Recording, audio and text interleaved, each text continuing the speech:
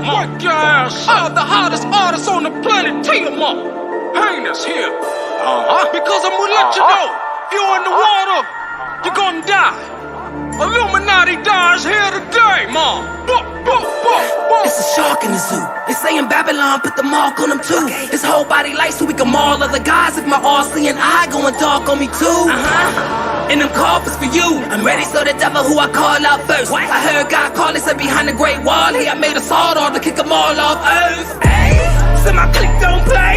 Heaven gotta choose the wolf or the lamb. Get shot down by a pig in the street. Why do niggas gotta beef when it's a whole lot of hell? Alright.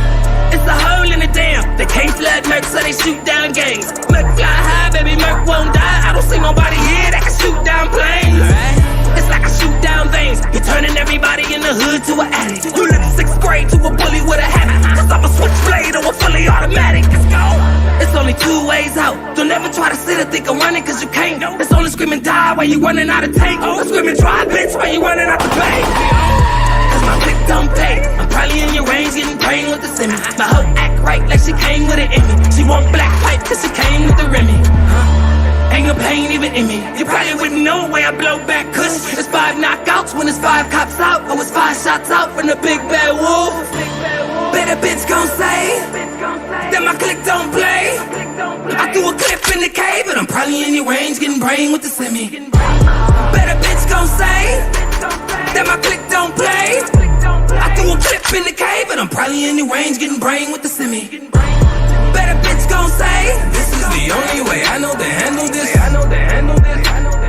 whole lot of guns and a whole lot of Canada.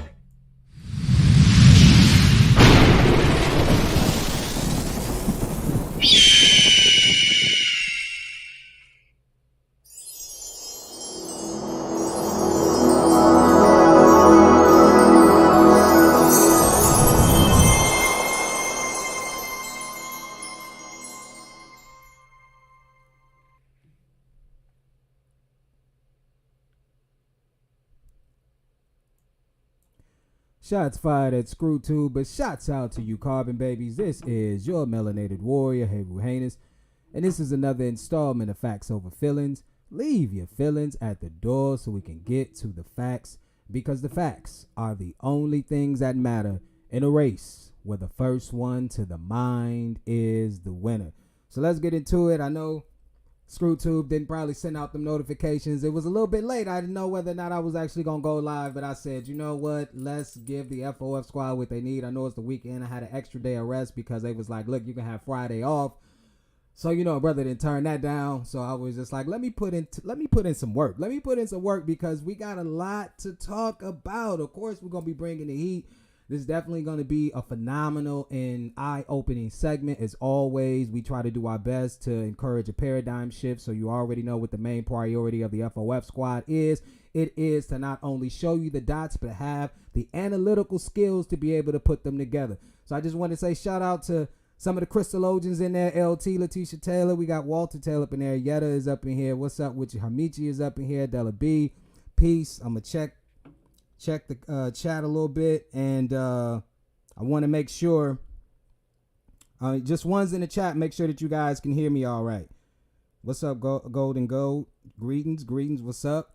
Yeah, just put shots ones in the chat if you guys can hear the audio, if the audio is right, and then we're gonna get right into it because we got a lot of information to cover and stuff. So I just want to make sure everything is good. Be checking because ain't no sense of trying to start a live be talking for about 20 minutes. Oh, we got Wabi in the chat. What's up? Peace, spiritual family. That's what's up. Okay, yeah, so we got ones in the chat. All right, that's what's up. Yeah, because listen we got some heat to bring. You know what we like to do? We like to just kind of piggyback off of what we were talking about in the previous segment, because what we put forth an effort to substantiate, which I think we did without a shadow of a doubt, was let you know that in order to fill in those blanks, in order to get a keen understanding of where they come from, what energy they find themselves coming from, you have to not only take a look at all of the myths and take a look at religion, you also have to look at the current science that they use to establish themselves. This is very key. This is critical because a lot of the guesswork can be taken out of it if we see what they use, or we look at what they use what they employ to gain further traction or to increase the leverage that they have in the geopolitical framework. So that is tremendously important. So, we talked about their fascination with primates, right? Why is that so? We're gonna just basically give you a quick overview, right? When we told you about how they use this blood from these primates, in order to acquire what they called, the jab for the polio situation, poliomyelitis.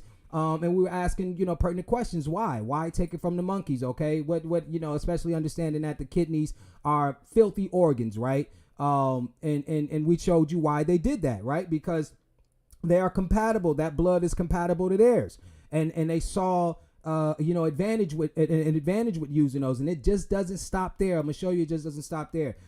Basically what I'm going to do is we're going to pull up an article. I want to pull up an article right quick, just so that we can put the nail in the coffin on this shit. We can put the nail in the coffin. So what I'm going to do is I'm going to end up sharing my screen. But we're going to just give me 1 second to pull this article up so that way it don't take too long, right? All right. So it doesn't take too long. All right. So I'm going to share my screen and show you that this is the reason why. Now, first, I want to let you guys know, without even have to pull up this article, this is just research you can do yourself. It's obviously available. And it'll let you know that one of the ways in which polio spreads is through fecal matter. Fecal matter, obviously poor sanitation and all of that different stuff, but usually fecal matter being passed, handling fecal matter, all of that different stuff. It's interesting to note that primates often eat out of their feces. That's what they often do. See, one thing you have to understand too with the genes being passed down, one thing that comes along with genes is behavior. They understand that. They know that. They understand it's a big part of behavior. And I'm going to show you some of the quirky behavior, some of the things that you would just say like, oh, no, you're reaching. No, I'm going to show you exactly why this is something to pay attention to, because their science will always be in support of whatever it is, whatever avenue that they can take in order to help them make this environment as hospitable as possible. You have to understand that. And the only way to acquire that, the only way to ensure that they create what it is or create things around them that help them, establish a hospitable environment is to go directly back to their source.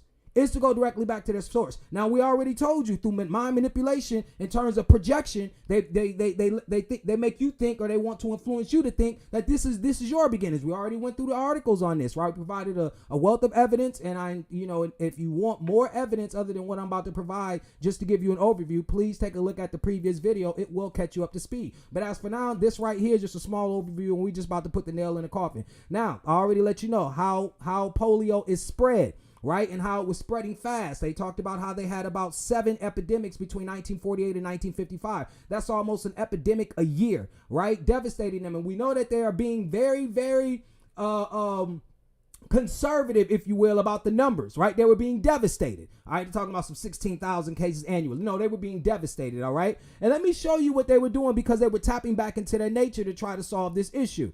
All right, I'm going to pull up this article right here. I'm going to share my screen. It's from The Atlantic, and out of all things, it's headed with the term science. But we know what they know doesn't mean shit. Science comes from the Latin word means scientia, which means to know. And what they know, they've always used as a weapon. So let's get down with this.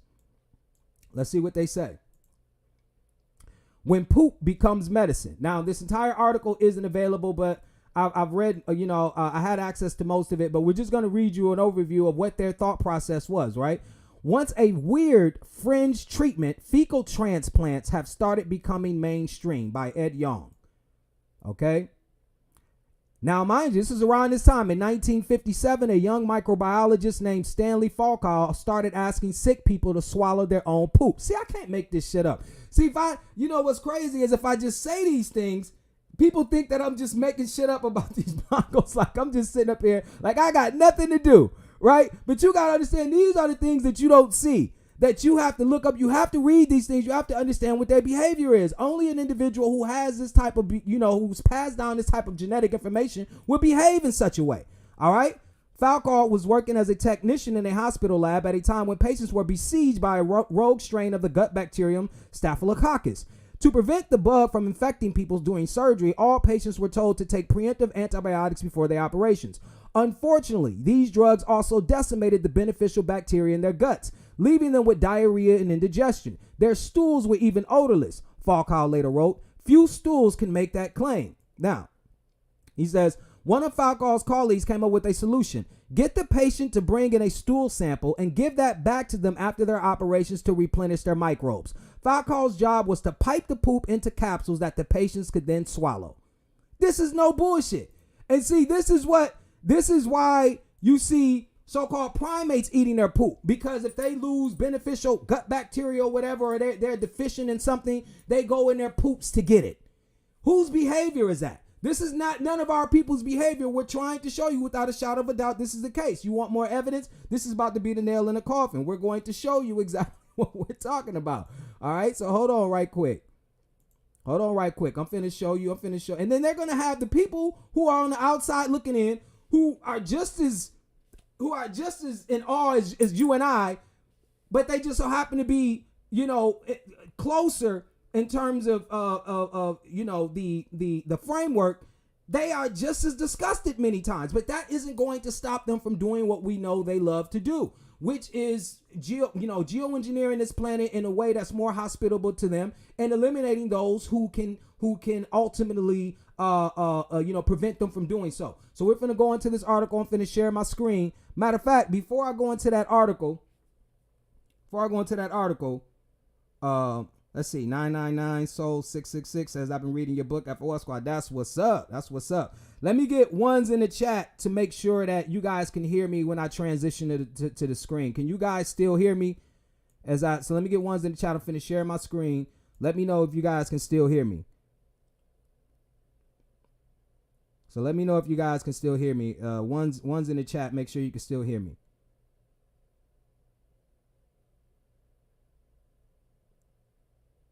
Let's see. I'm gonna wait. It's a little delay.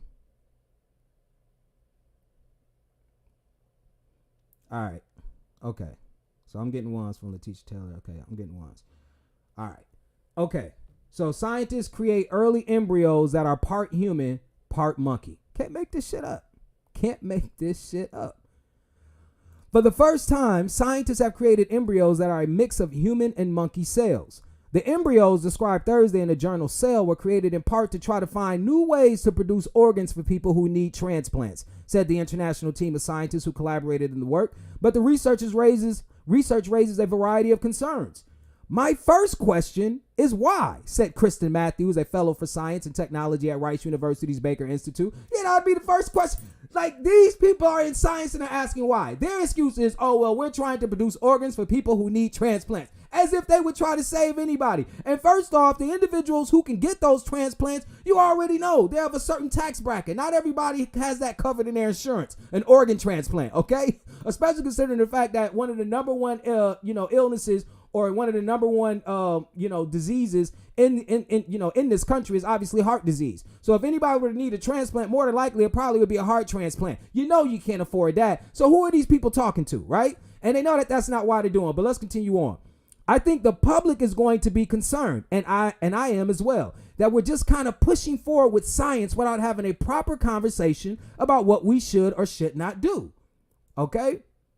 Still, the scientists who conducted the research and some other bioethicists defended the experiment. This is one of the major problems in medicine, organ transplantation, said Juan Carlos Espucia Belmonte, a professor in the Gene Expression Laboratory at the Salk Institute for Biological Sciences in La Jolla, California, and a co-author of the cell study.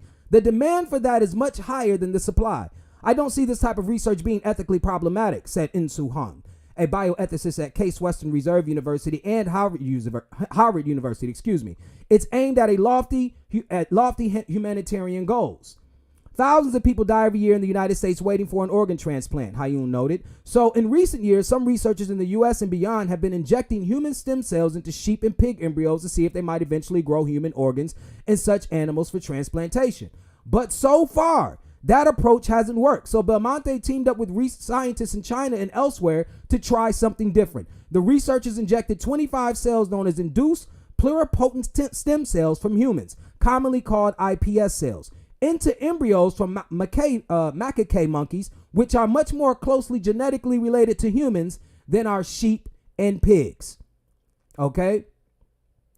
It says, they are quoted as saying, this knowledge will allow us to go back now and try to re-engineer these pathways that are successful for allowing appropriate development of human cells in these other animals, Belmonte told NPR. We are very, very excited. You know why they're excited. Such mixed species embryos are known as chimeras, named for the fire-breathing creature from Greek mythology that is part lion, part goat, and part snake. Our goal is not to generate any new organism, any monster, Belmonte said, and we are not doing anything like that. We are trying to understand how cells from different organisms communicate with one another. Okay, so this is, we know exactly what they're doing. Okay, and then there's another concern by another doctor. Let's see where it goes. It says, but this type of scientific work and the possibilities it opens up raises serious questions for some ethicists. The biggest concern, they said, is that someone could try to take this work further and attempt to make a baby out of an embryo made this way. Specifically, the critics worry that human cells could become part of the developing brain of such an embryo and of the brain of the resulting animal. Okay? Should it be regulated as human because it has a significant proportion of human cells in it? Or should it be regulated just as an animal or something else? Rice University Matthews said. At what point are you taking something and using it for organs when it actually is starting to think and have logic? Nobody really wants monkeys walking around with human eggs and human sperm inside them, said Hank Greeley, a Stanford University bioethicist who co-wrote an article in the same issue of the journal that critiques the line of research while noting that this particular study was ethically done. Because if a monkey with human sperm meets a monkey with human eggs, nobody wants a human embryo inside a monkey's uterus. Well, at that point in time, it's no longer technically human. You know what I'm saying? But I'm letting you know that obviously they're in disarray.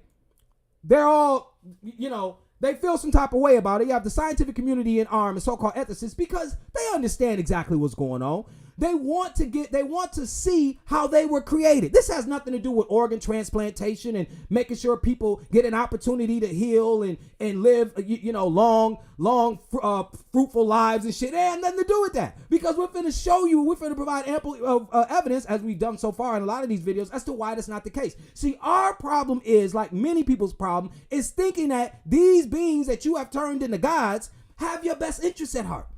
You really honestly think that they are these individuals who are running around here thinking about how to put humanity first, and nothing could be further from the truth. They are hell-bent on ensuring that they create an environment where world domination is inevitable.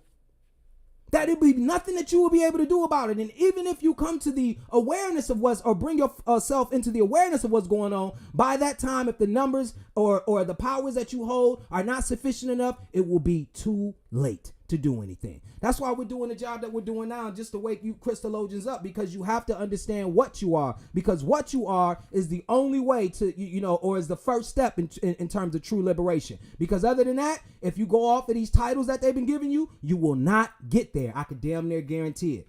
All right. So what we're going to do is we're going to take a look at a video. This video is very insightful because it's going to we're going to turn around about 180, right? But we're going to show you how this all is going to come together. It's going to be a very beautiful thing. So I want to preface this video by 1976 Copyright Act, Section 107. Allowance is made for fair use for the purposes of commentary, criticism, news reporting, education, scholarship, but overall here at the FOF Squad, waking your ass up. All right. So hold on. Let me cue it right quick. Make sure I can.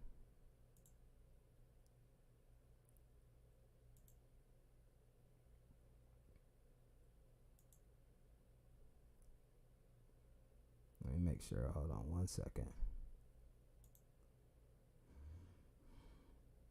1 second. Okay. So we're going to start probably around the 10-minute mark of this video. Problem. Why wait until you have an...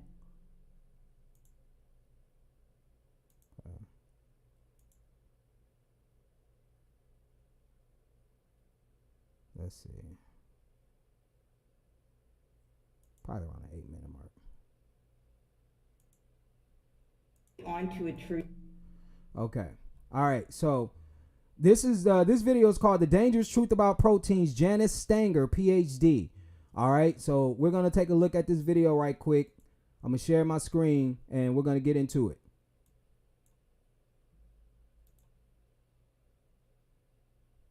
Truth here, which is that protein equals life. So the part of you that's alive, the part of you that breathes and thinks and reproduces and eats and does all that good stuff, actually is the protein part of you, because the other parts of you, like water and minerals, actually aren't alive. And this is true, this is the important thing. It's true not just of animals, but it's true of plants. So we all know plants are alive, and the part of plants that's living are also their proteins.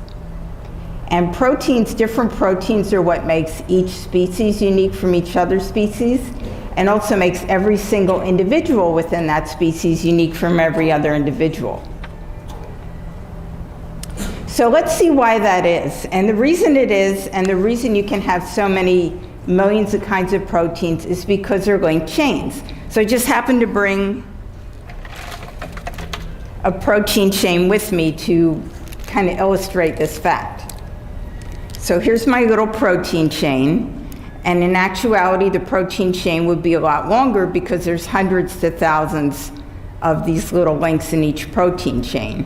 So the chain itself is the protein. So what are the little links? This is the most important thing we're getting to. The little links are called amino acids. Okay, so these amino acids, when they're linked together, kind of like they're linked in this chain and then they get folded a certain way, are what make up a protein. So you really don't need protein at all. What you need are amino acids, because remember, your amino acids are unique. And so your proteins are unique, and your amino acids are what make up your protein. So since your protein is unique, you can't get that protein by eating any kind of food, plant or animal, because the animal you eat or the plant you eat is going to have very different protein from yours. Okay, so that's important, you guys. Understand this, is that when they talk about protein, especially when they carving up that plate talking about getting your what is it, fruits, vegetables, and remember that government plate? She said she actually has that in this video where she shows that they split up the government plate into fruits, vegetables, and then it has protein in one section, as if you can't get, like, it's implicitly or it's implying that you can't get protein from any of these sources. You got to get some special protein. So they create an industry with this protein kick, like, oh, you have to get your protein. And like she's substantiating is that one thing that we got to realize when we eat these foods, this so-called protein, whatever they want to call it, this protein will be broken down and then rearranged into making you who you are. You cannot eat something for protein and you just get protein. Okay? She's going to explain also about the differences in protein. You got 20 amino acids that make supposedly a complete protein. 11 of those amino acids are what they call non-essential. Non-essential just means that it doesn't mean that it's not important. It just means that your body can make them. Then you have 9 essential amino acids, which means that you have to get it from your diet. But let's let it continue.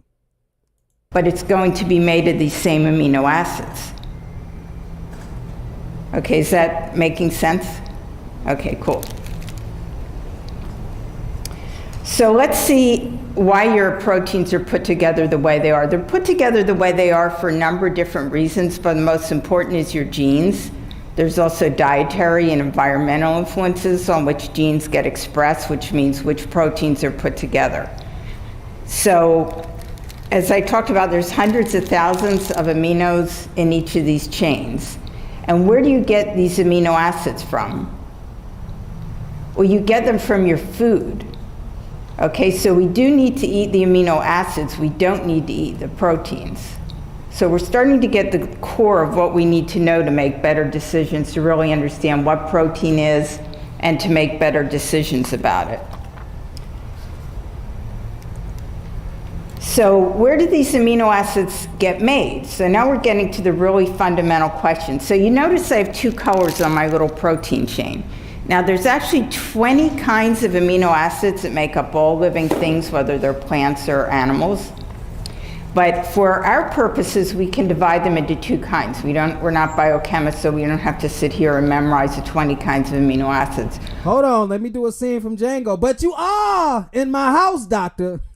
Bitch, We chemists up in here. We alchemists. We do pay attention to this shit. I know she probably not trying to get too science savvy for our audience, but we are alchemists up in here. But you see how you see the importance of alchemy or chemistry always rearing its head when it comes to you getting an idea or gaining an understanding of how they put together their artificial matrix and how they maintain it. Let's let her continue. We just need to know that some are non-essential. And what does non-essential mean? It means that you can make it yourself. Since you can make it yourself, you don't need to get it from food. You don't need to worry about it. It's like anything else your body can make. You just don't worry about it. It does it without you even having a conscious thought about it. The other amino acids are called essential amino acids, and that means your body can't make them, and that means you have to get them from food. So we only really care about getting the essential amino acids. So imagine in my little protein chain that the amino acids, the essential ones are green and the non-essential are red. And you notice there's a mix of them that your body needs. So where did the essential amino acids come from? That's probably the most important question in protein nutrition. And it turns out, again, they are made by plants. Now, why is that? It's because the essential amino acids take a lot of metabolic energy. They're hard to put together. They take a huge amount of energy to put together. Plants are solar powered. They're sitting out in the sun. They're getting all this wonderful energy direct from the sun, and they're converting it.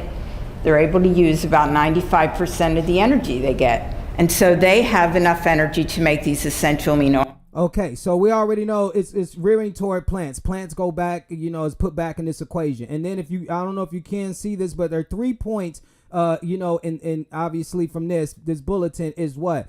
Animal protein is recycled plant protein. That's what she's going to get into. She's obviously saying that she's going to,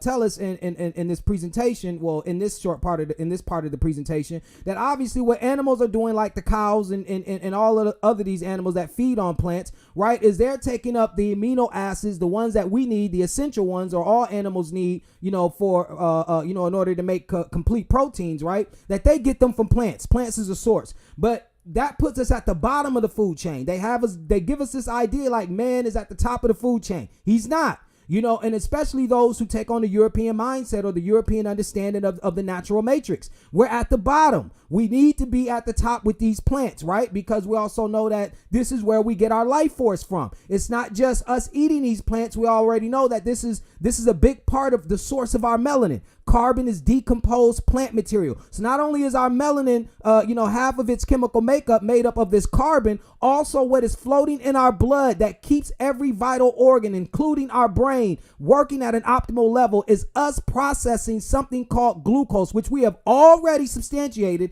is a crystal, okay, given to us by the sun. All right. So that's one thing that you have to understand. So what we're going to do is we're going to fast forward to the 1730 mark. Hopefully I didn't miss any key points that she made there. I think she's only going to reiterate what I just said. So we're going to go to the 1730 mark and we're going to let it play because she's going to make some very important points. So too much protein is a waste disposal process. So here's the thing about amino acids. Too much protein equals too many amino acids, because we already talked about what protein is. So your body has to get rid of this protein. Everything you eat, either you cannot absorb, but if you absorb it, then your body has to either use it or get rid of it. And people don't think of this when they're taking large amounts of supplements or whatever, but when you take too much, it's nothing but a toxic waste disposal problem for your body, and that's certainly true of protein as much as anything else. Because you have very limited room to store amino acids in your body. The amount of room you have to store amino acids is actually largely dependent on your height. It has virtually nothing to do with your diet. Taller people have a little more room, and that makes sense because they have a little more body mass to support for the most part. But you can't increase the amount of protein or amino acids your body stores by eating them. And the other thing about protein is your body can't just burn it away. And it can't store it in the form of protein, and it can't burn it for fuel in the form of protein. So how is it going to get rid of it? It's like this overflowing trash can. It's like you have your overflowing trash cans, there's been a strike, nobody came to collect your trash, and now you had a big party and you just don't even know where to put all this trash. So that's kind of like the situation your body's in when you're getting too much protein. And it makes your liver and kidneys work overtime to get rid of it. What happens to it? Well, let's see, and then you'll understand why this is so harmful. Now, the first thing we have to look at is what you can use and what you can save for fuel, and that will really explain what happens. Now, this part of this segment is extremely important. I need you guys to take in, because this is something that I've been saying this, in previous segments, right? In terms of chemistry. And I want you guys to understand that this is how it is, because I know when I've been showing you guys chemical formulas, remember I showed you the chemical formula for dihydrotestosterone. I showed you the chemical formula for lactose. I've shown you these chemical formulas, and I've shown you that these vitamin D, that these are simply carbohydrates, CHO, right? Now watch what she shows you about protein, all right? Because the way that we hear, that they promote protein, they compartmentalize these things, fat, sugars, and proteins, like they're so dramatically different from one another. But your body just sees these things as building blocks. But let her continue. I'm going to let her explain, because she's the one with the PhD, right? So we know that most of our people, not the FOF squad, is going to see her explanation as the one that's the most valid and has the most legitimacy. So let's let her continue to talk. Happens to your protein. So the first picture you see here is glucose. And this is in a pure form. Usually when you eat food, you're not eating glucose in a pure form. Glucose is one kind of sugar, and there's multiple kinds of sugar. Again, we don't have to worry about that because we're not doing biochemistry tonight. But you are in my house, doctor. We are doing chemistry. You better shut the fuck. Do I gotta keep breaking out my Django lines on this bitch? What she think we know? We are alchemists up in here. Let her continue. Glucose is a form of sugar that your body prefers to burn as fuel. And in fact, it's the only fuel that your red blood cells can burn. So your red blood cells, which are necessary to carry oxygen, cannot live without glucose. Did not tell you guys that. Can I not overstate that? This is when I tell people all the time, this is how you perceive sugar. You cannot live without this. Your red blood cells can only run off of this glucose or this crystal, period. That's why they know you need sugar. It's not something that you can just quit. You can quit refined sugar. You can quit certain types of sugar, but you cannot quit sugar, period. All right, let her continue. Your brain also has an extremely strong preference for glucose. If it's really deprived of glucose, there's some other kinds of fuel it can burn to a limited extent, but it won't be working very efficiently or effectively, and it always does need some glucose. So your body without enough glucose is like a city with a power outage, like nothing happens. Your body without glucose is like a city with a power outage. All right? Very powerful statement. Let it continue. The end. And then the other nutrient your body knows what to do with, and here I'm talking about macronutrients or sources of calories, because remember, protein's a source of calories. So we've got the sugar. And then the other thing we have is the fat. Now, I'm not showing you this because I recommend you eat it. I'm showing it to you so you understand that your body can store fat, which probably we all know, and your body can store actually hundreds and hundreds of pounds of fat. Probably a lot more fat than any of us wanted to store, right? But, so all these products you see in this picture are pure fat, and your body knows what to do with it. So again, your body knows what to do with the glucose, your body knows what to do with the fat, and it can handle it. But what about the protein? And by the way, I just told you protein's a macronutrient, which means it's a source of calories, but I also told you your body can't burn protein. So aren't I contradicting myself? Well, let's see. Now here we're getting into a little bit of chemistry light. Don't be afraid of this. If you didn't much like chemistry, this is going to be very light chemistry, and I'm very... See, what I tell you, but we don't give a fuck, Blanco woman. Tell them, because you are in my house, doctor, so tell these motherfuckers exactly what the chemistry say. Very confident you'll understand it. So when we look at the amino acids, you'll understand all this, and you'll be able to see why the protein's so harmful and why you're really wasting your money when you have too much of it, if you're spending a lot of money for it. So the first thing we're looking at here, the thing in the upper left corner, is actually an amino acid. It's a representation of an amino acid. And you can see the amino acids made from 4 substances. There's the oxygen, the carbon, the hydrogen, and the nitrogen. Okay, that's what's making the amino acid. Now the thing that's special about the amino... Pause, keep that in your mind. The carbon, the oxygen, the hydrogen, carbohydrate. All right? Amino acid is nothing but a carbohydrate attached to a nitrogen atom. That's it. It's nothing but a sugar attached to a nitrogen atom. Now let her continue. Amino acid that differentiates it from the other macronutrients is a nitrogen. So your body doesn't want the nitrogen. It can't really do much with the nitrogen, so it just kind of chops it off, okay? So just think of it as kind of cuts the nitrogen off, and we'll get to what it does to the nitrogen in a minute. But the other three that are left, which is the oxygen, the carbon, and the hydrogen, your body knows exactly what to do with.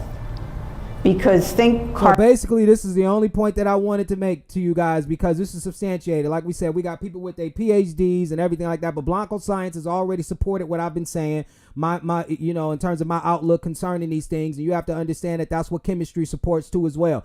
What we eat are building blocks. You know, and it just goes to show that the source of all this is sugar. That's why sugar is so important to get in check. And this is why I'm letting you know, and it's a build up. So stay with me, you guys. This is going to be some very important information I present through this segment, just to put it all together, to show you why I'm you know, obviously prefacing this segment with these facts, because it will tie into, you know, exactly to the narrative that I'm pushing through this segment. So obviously, as you can see, the amino acids become glucose and fat once they get rid of the nitrogen. Once they get rid of the nitrogen is going to be converted into ammonia into your liver. The liver's obviously going to, convert that, I believe, with the kidneys into urea. Urea is going to turn into urine, and then you're going to excrete that out of your body. All right, but that puts a ton of pressure on your kidneys and your liver when you constantly eat a ton of protein. Because the body only knows it doesn't want the nitrogen. It's going to cut that nitrogen off, and it's going to know what to do with the C, the H, and the O, because it's going to know what to do with a carbohydrate. It's either going to use it, turn it into glucose for fuel, or it's going to store it as fat, period. So when you eat a lot of protein, you can gain a lot of weight, because, and obviously you could also harm the body and destabilize it, but you're going to, your body's only going to know what to do with the carbohydrate, with the C, the H, and the O. That's very important for our understanding. So now from that, we're going to show how that is important in terms of going to the next video, right? So I'm going to close that off right quick. So you guys are seeing this. We're just building a framework. We're building a framework right now, and this is extremely important. So, all right, we're going to go to the second video to show you, because I want you to see how important this stuff is, right? So my second video that I'm going to show you, I want to preface it by 1976 Copyright Act, Section 107, allowances made for fair use for the purposes of commentary, criticism, news reporting, education, research, but overall here at the FOF Squad, waking your ass up. All right.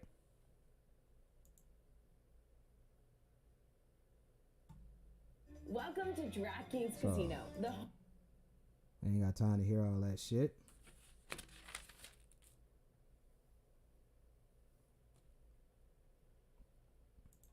All right.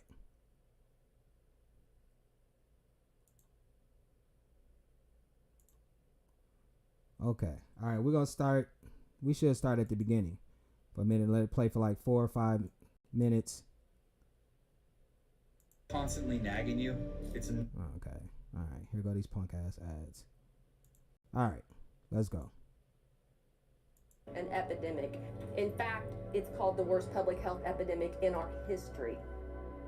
There's 8 members of the Sackler family caused much of the opioid epidemic. And the case is shining a spotlight on the powerful family behind the drug maker. They were all hell-bent on becoming super rich. Imagine a medical industry that's supposed to keep a nation healthy, but becomes... Now, you know what I love about this? Hold on, before we even go into this.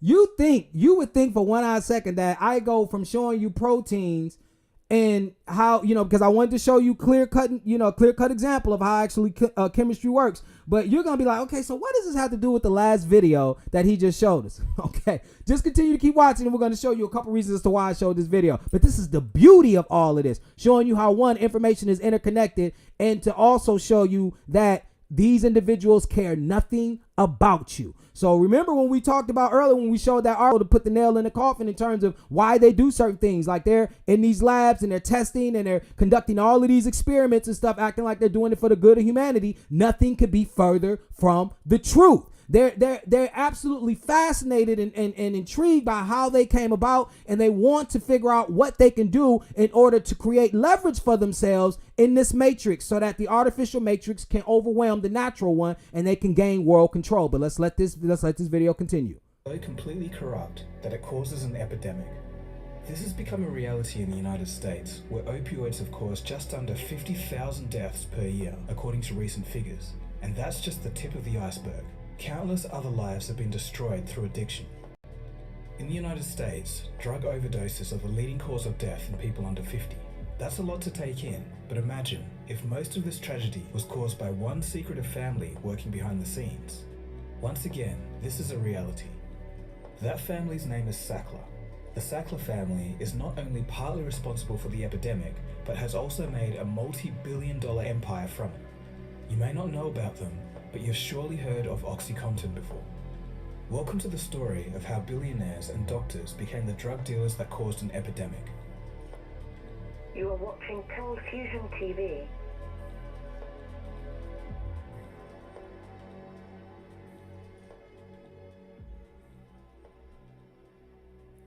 The opioid epidemic in the United States was caused by a variety of factors, but one of the main ones is the involvement of the Sackler family and their infamous opioid painkiller, OxyContin. In 2017, when over 100 people per day were dying, President Trump declared the opioid crisis a national emergency. Here's the problem. Patients are often given strong painkillers when in hospital for surgery or chronic pain. While the drugs are life-enabling for many patients to avoid excruciating pain from injury or otherwise, many fall into addiction cycles from withdrawals. Some people graduate from prescription pharmaceuticals onto cheaper and more potent alternatives like heroin or fentanyl. The cases and causes come from far and wide, but research indicates that there is a strong correlation between regions of high opioid prescription rates and high overdose rates. Hold on. I'm sorry, you guys. Hold on. I'm sorry, you guys. Drug users started getting opioids, whether it be OxyContin, prescription or non-prescription pill taking. So there is a direct correlation between the two. Annually, more than 214 million prescriptions for opioid pain have been given out, with more than 11... So, really, I just wanted you to hear that right quick, and then I'm going to fast forward to the 8-minute mark, right? 8-minute mark.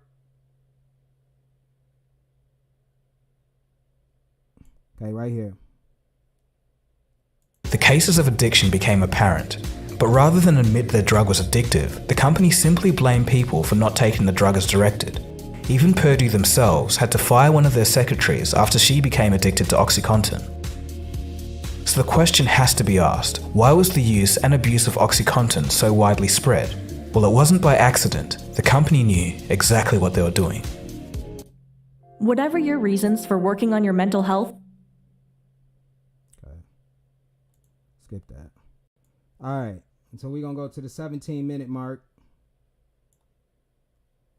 And basically, so what I want you guys to take from this, as you see, the Sackler family was responsible for starting the opioid crisis. They turned morphine, they had a morphine-based drug, and they turned it, and they started to use oxycodone, which is Oxycontin, right? And then so the addictions rose. Obviously thousands of lives were lost and stuff like that. So what is my point after all of this? Just to show you, because I wanted to show you who was responsible for it, and I want to also, obviously show you to give you the links to this type of devastation, right? And I'm finna show it to you right here by bringing up the chemical formula. Okay. Hold on 1 second.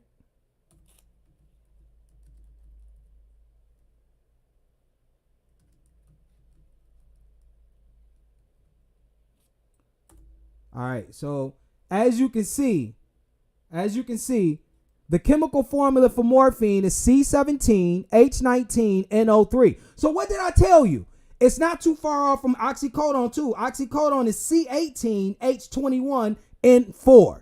Okay, these are a type of protein, and your body makes these things naturally. This is a type of protein, brothers and sisters. So one of the things that we got to understand, once your body, the reason why it's such a toxic effect, because we see this nitrogen right here again. Remember what the Blanco scientist Sanger said and showed you in her slide, was that obviously what you're looking at with this type of sophisticated protein, the body does not like this nitrogen. It's going to put a lot of, pressure on the livers and the kidneys in order to get this out of your system, to convert it to urea and expel it from your system. But it knows what to do with this carbon. It knows what to do with this hydrogen. It knows what to do with this oxygen. It knows what to do with this carbohydrate. This is how powerful sugar is. This is nothing but a sugar attached to a nitrogen. This is nothing but a sugar attached to a nitrogen. Do you know how profound this is? Do you know how profound this is? I keep telling y'all how magnificent this crystal is. Because in chemistry, whether it be your hormones, whether it be called genes, whether it be called opioids, whether it be called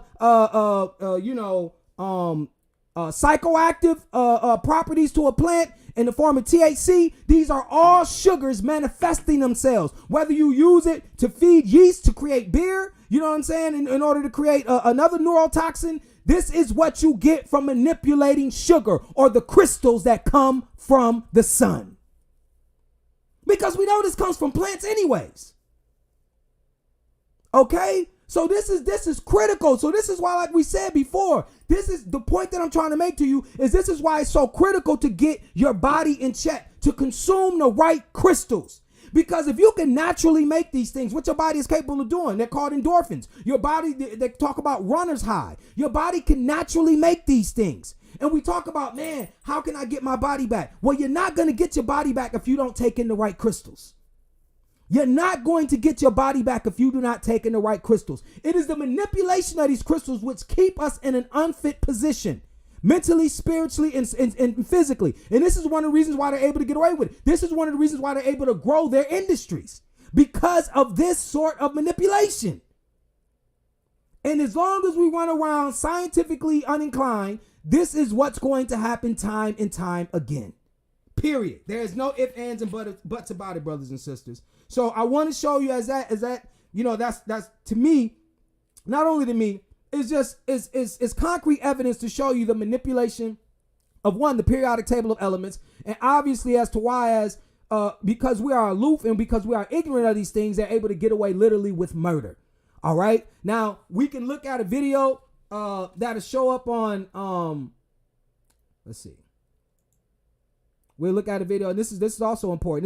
This just to show you exactly how dangerous they are, right? And I'm not even finna play this video. I want to show you I just want to show you the video in and of itself, and the bottom of it, right? Just to show you how they shift blame. Okay? I'm finna share my screen once again. Okay? So what you have here, and I'm gonna read as you can see, I'm gonna probably enlarge that. As you see right here, and I'm pretty sure you probably seen this guy before, but let's look at the bottom. What does it say? News conference, 10 kilos of fentanyl trafficked from Sinaloa, Mexico. Okay, now who are they making the face of fentanyl? Isn't it? Oh, they talk about how Mexicans bring in all of this fentanyl, but we just showed you. We showed you and provided you evidence with the Sackler family, how the pharmaceutical companies was responsible for the opioid crisis. They know it, but these Blancos would never try to admit responsibility. And it also shows how they also twist the minds of these individuals who claim to be super patriots and believe in this country and believe that this country has such a high moral position. Nothing can be further from the truth. You're dealing with a morally bankrupt country. And instead of admitting guilt, what do? They transfer it on to other people. And then we start to find fault with other people. Now, don't get me wrong. There is issues with immigration, all that different stuff. But then again, that's also been contrived by their political system, right? But the fact of the matter is that it shows how crafty these devils can be, right? This was the reason for those videos. One, to show you in terms of why the health crisis persists, in terms of us not being scientifically inclined. And two, on a political level, how they're able to get away with shifting the blame and making other people responsible for a crisis that they started and profited off of by the billions. Devious shit, man. Straight devious shit. So we're not even gonna have to play that video, but I just wanted to show you and give an example of how they use all these things. They use their crises for an advantage to shift and also encourage paradigm shifts. So most people, when they talk about fentanyl, you talk to the average person. Now, in this documentary, had millions of views. The Blanco will ignore that. He will ignore that because they don't want to find fault with themselves. But this is extremely important. Extremely important, okay? So one of the things that we're going to do to make it all go full circle and stuff too, we're going to show you another video. And like I said, I want to preface this by 1976 Copyright Act, Section 107, allowances made for fair use for the purposes of commentary, criticism, news reporting, education, research, but overall here at the FOF Squad, waking your ass up. All right, hold on 1 second. Let me cue it right quick. Let me cue it right quick. All right, and we're going to start at,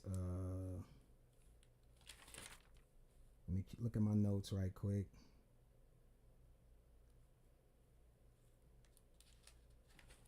Look at my notes. All right. We'll start it from the bottom. We're just going to play 5 minutes of this video, brothers and sisters. 5 minutes of it. These too heavy to tow. Hold on.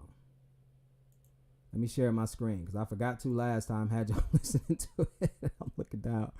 My bad, brothers. We're going to get it right. We're going to get it right. Let's go. You'll feel safer when the next disease.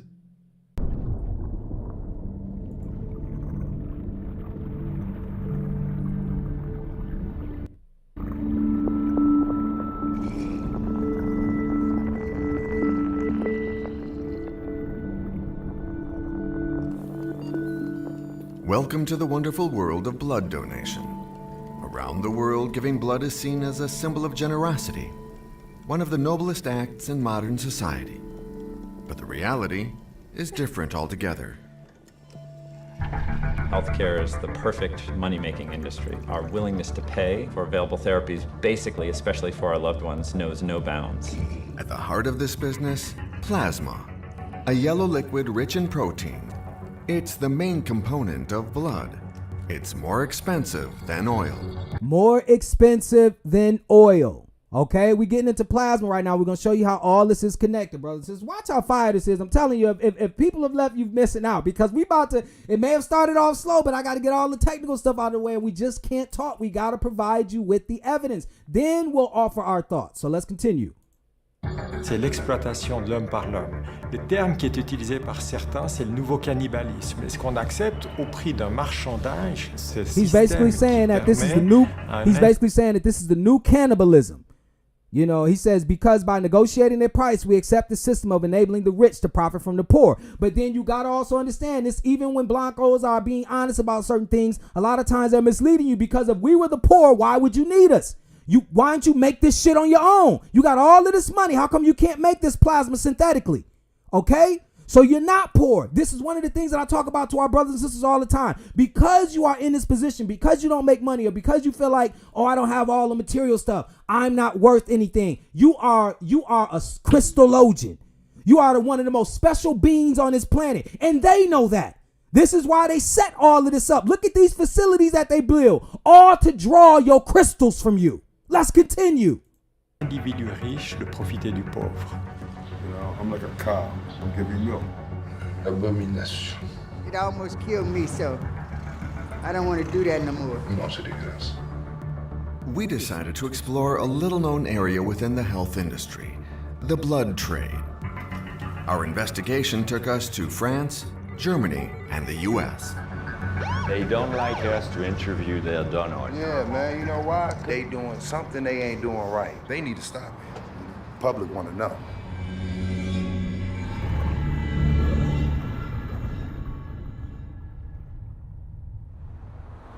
Today, Carlos is donating blood.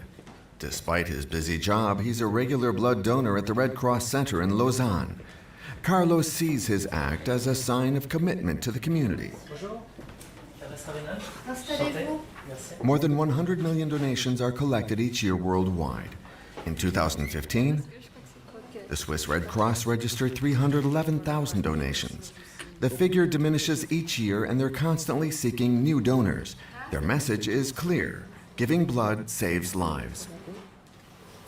C'est important pour moi de venir parce que je sais que je peux aider des malades. C'est vraiment le point important pour moi. C'est ma façon de pouvoir aider des gens. Oui, c'est possible. Les petits flacons, je crois.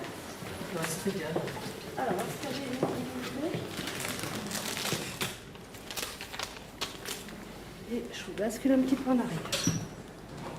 Je trouve que c'est quand même quelque chose de beau de pouvoir donner quelque chose, en tout cas qui est une partie de soi-même. Je vous mets à 16 heures. Et puis vous venez quand vous pouvez, il n'y a pas de souci. Blood is a quite peculiar juice, said Faust's devil with glee, but he's not the only one to be interested. Health is also an industry, and blood donations are subject to the laws of the market. Voilà, ça coule bien. C'est tout bon. Merci. Et je vais chercher le jus de raisin. Oui, volontiers. Before giving blood, these Swiss donors must complete a medical questionnaire and give their informed consent. In particular, there is one line at the end of the form, a sentence in small letters. I am aware that some components of my donation may be used for the production of drugs. Only a few donors read this line, though it's crucial. In reality, most of the donated blood is sold to private companies, something the Red Cross doesn't advertise. Wir erhalten etwa 320.000 Blutspenden pro Jahr. Das sind Vollblutspenden, das heißt, in diesen Blutspenden sind natürlich alle Bestandteile drin, auch das Plasma.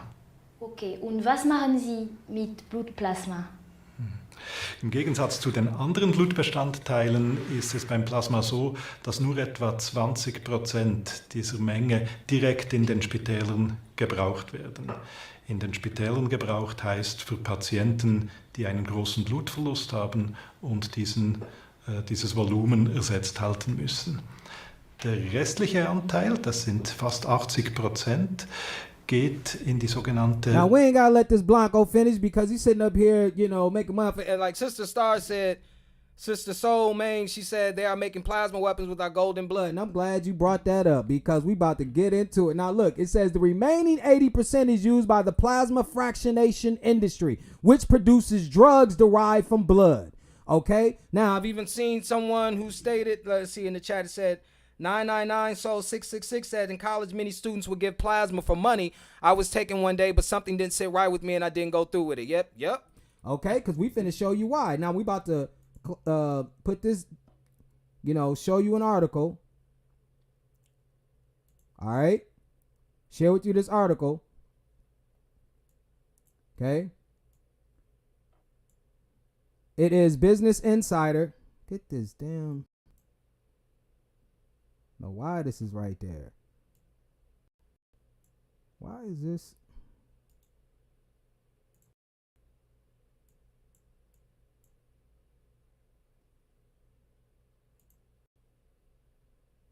All right, the Business Insider.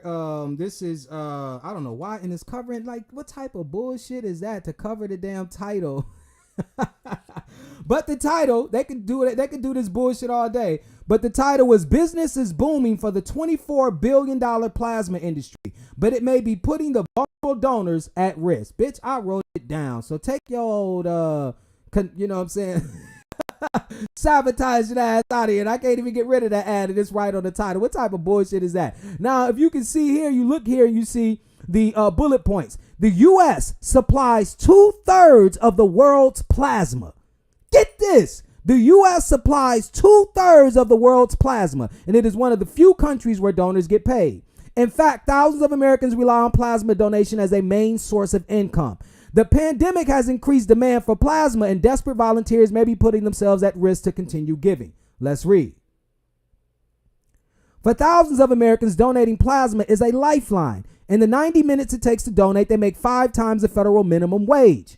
Americans supply 2/3 of the world's blood plasma. The industry is worth over $24 billion today, according to the Marketing Research Bureau, and that number could nearly double by 2027 as global demand for plasma-derived medicines rise by 6 to 8% each year.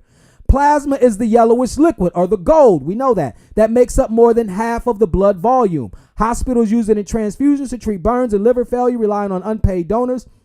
Biopharmaceutical companies also use it to manufacture life-saving drugs. Unlike those going towards transfusions, plasma donations destined for medication do not need to be labeled as voluntary or paid.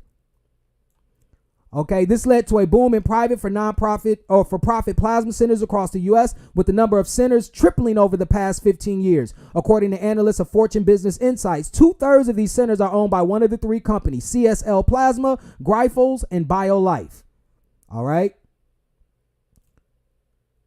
It says, even before the pandemic hit, global demand for plasma far outpaced supply. That gap only worsened in 2020 as a mix of social distancing, cleaning requirements, and donor reluctance caused global donations to drop 15%, according to the Marketing Research Bureau. Meanwhile, plasma has been in high demand as antibody transfusions show promising results in treating COVID, the jab, and private companies use plasma from COVID patients to help develop potential drugs. Now, this is deep in two ways.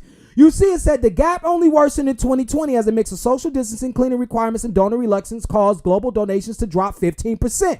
And so a lot of people who don't understand that we are ran by vampires don't realize why they softened up the restrictions and talked about how COVID wasn't really that bad and got you to sit up there and be like, oh, well, yeah, because see, these vampires didn't understand that they was going to take a hit with getting their golden blood. That they were going to take a hit by getting their golden blood, so they had to switch it up. You wonder why they switched it up so quick. They usually pump a disease down your throat to where you get in fear of it for the 3 or 4 years, for damn near half a decade, then get you to acquiesce and make you feel like you can live with it, just like they did AIDS, just like they did poliomyelitis, like we talked about, like they do all of their pandemics. They get you to be conditioned, or they condition you to want to live with disease, right? But this one, they had to run quickly. It wasn't the fact that people didn't buy into it, because they could have pushed it long enough to everybody felt the weight of COVID, right? But what they did was they understand that they took a hit on their number one reason why they are here. This is a $24 billion industry. If they go to listen, brothers and sisters, hold on. Let me say this. Let me look at you when I say this. Understand this. If they will go to war with other countries for oil, and this is worth more than oil, what do you think they will do? I am killing you niggas. If they will go to war with other countries for oil, and this is worth more than oil, what do you think they will do? Let me share this screen again. All right. Now look at these blancos, because they can't get, this is why they came down here. With no synthetic substitute for plasma, drug manufacturers rely on a steady stream of human donors to make up their supply. Treating just one patient with plasma therapies for a year takes between 130 and 1,300 donations. Well, we know that they ain't the bulk of it, because we've already ascertained that only 20% of plasma donations even go to fucking hospitals. All right, 80% go to the pharmaceutical industries, if you want to believe that. The bottom line is, if the U.S. didn't compensate donors, there would not be enough plasma and lives would be lost globally. The president of the Immune Deficiency Foundation wrote in February 2019. Well, who lives is he talking about? Because he's definitely not talking about all of these so-called quote-unquote third world countries, because he over there committing genocide. So you got to read between these damn lines, brothers and sisters. Who is he talking about? Okay, let's continue on. I could pretend that I do it. This is saying one person. I could pretend that I do it because it helps people, and I'm glad that it does help people, she said. But I only found out about it because it pays you money, and I only find myself doing it when I need money. Savage has used, I guess that's the last name, has used plasma money to supplement her income throughout her life as a college student in Idaho, a young adult in Tennessee, and now as a mother in Maryland, to pay for family expenses like her children's new school clothes. I've tried DoorDash. I've tried, little things here and there, but this is consistent. There is a need for it, she says. She goes on and says, Savage's story is a common one. A study from the Center for Healthcare Research and Policy found that 57% of donors at one Cleveland center reported at least a third of their income that month would come from donating plasma. Researchers like Ochoa have found that plasma centers tend to be concentrated in states with lower minimum wages and cities with more people living under the poverty line, black neighborhoods, basically. These are the areas where people who are the most in need of income live, she said. Of course. Now check this out. This is what you guys have to understand. This is deep.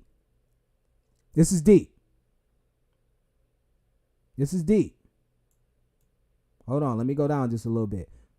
I want you to look at this goal too. I want you to look at this goal for a second. I want you to look at this gold for a second, all right? Now, demand for plasma from recovered COVID-19 patients was so great that at times they would make as much as $200 in a single visit.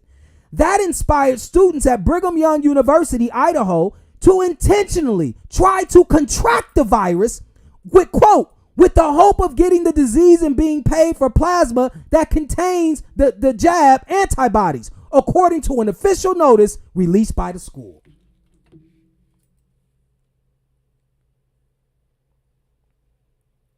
Now, you guys got to understand what's going on. They were giving more money if you were positive with the 19, right? If you had the 19, you were positive, they wanted your blood. It's the same thing when you thought that, oh, okay, they were in your neighborhoods when AIDS was at its highest. They wanted your blood. And you would ask why. And you would ask why. Why would they want this blood that's infected? Why would they want this blood that's infected? Okay? Because I'm going to let you in on a secret. We have to go into it. Because it wasn't. I'm going to just show you how powerful this stuff is. Brothers and sisters. Y'all think I'm playing.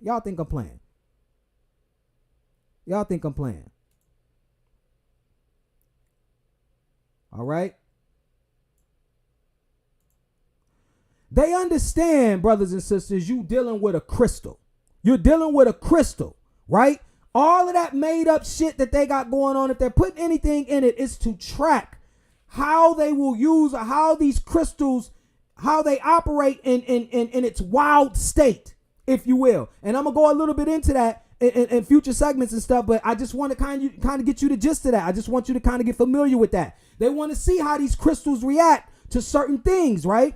And also you have to understand the reason why they do that is because when they put something out there, it's because one of their high-ranking, I don't want to call them, you know, some people don't call them demons or the Anunnaki or whatever you want to call them, whatever these beings are that are in control, all right? They have certain limitations, okay? And these limitations they put out there to the public because they survive off your plasma. And they want to articulate this plasma in such a way that it helps them to flourish in your central power source that you call the sun until they can get rid of it. How do I know that? Let's go to a very important article. It's ISS Plasma Crystal, July 6, 2021. You will not believe this. This is going exactly, this is in harmony with sister was just talking about, all right? So let's pull up this article. I'm going to share my screen. We're going to read. ISS is the International Space Station utilization. Plasma crystal. This is actually a mission. It's called the Plasma Crystal Mission, the longest running space station experiment. Hold up. You thought them black holes was up at the International Space Station looking at the moon? Or surveying space, looking at other planets? The longest running experiment for the International Space Station is dealing with your plasma.